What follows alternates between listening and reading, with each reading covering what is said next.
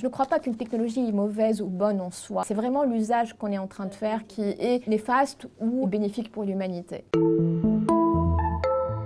Je m'appelle Inès Chouk, je suis maître de conférence habilitée à diriger les recherches et je suis chercheuse au laboratoire THEMA. Donc THEMA, c'est théorie économique, modélisation et application.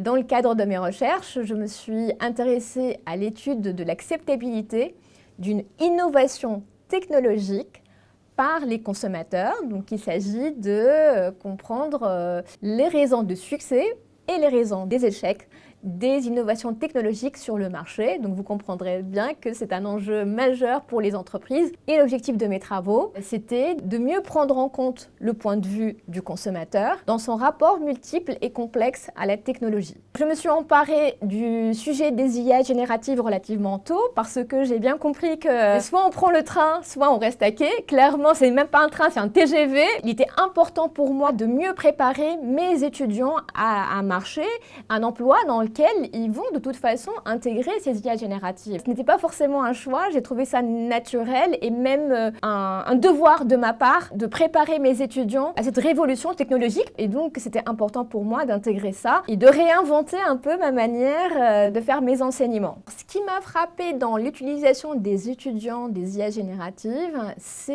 leur stupéfaction, leur étonnement du potentiel de la technologie aujourd'hui. Ce qui m'a frappé négativement, c'est plus que certains, malheureusement, sont en délégation totale de la réflexion aux IA génératives, ce qui n'est absolument pas une manière de faire progresser leur réflexion, plutôt ça va faire régresser leur réflexion. Donc l'idée, c'est comment utiliser ces IA génératives comme assistant, comme aide à la créativité, comme aide à la réflexion, mais surtout pas comme un substitut à la réflexion et à la créativité. Avec mon collègue Bruno Gérard qui fait l'activité avec moi, ça nous tenait à cœur que les étudiants aient justement cette approche réflexive sur les IA génératives. On leur demande de faire un livre blanc pour les étudiants de la promotion de l'année suivante sur la manière d'utiliser les IA génératives d'une façon intelligente et responsable, et notamment en ayant en tête aussi les biais algorithmiques, en ayant en tête les problématiques éthiques,